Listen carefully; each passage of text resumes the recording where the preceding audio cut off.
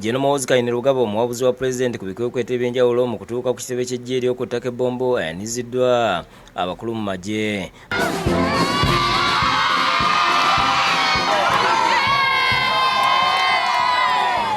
Oluvannyuma agguddewo ebizimbe okuli n'ekyabbulwa mu Patrick Lumumba nga kino kyamyaliro ena nga kimazeewo obumbi bubiri n'ekizimbe okuli garage gagadde ekya Land Forces Motor Transport Workshop mwe bagenda okukanikira emmotoka z'amagye nga kimazeewo akawumbi kamu mu obukadde 2.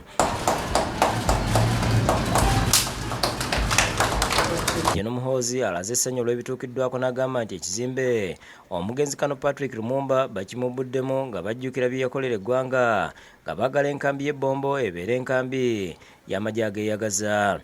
I thank you for choosing to maintain our tradition of honoring the memory of the great commanders and warriors who built this mighty army of UPDF.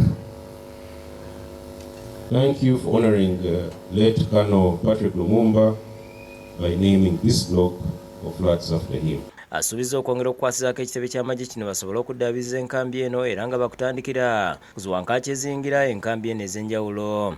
There is a ton of work that still needs to be done. A lot needs to be done.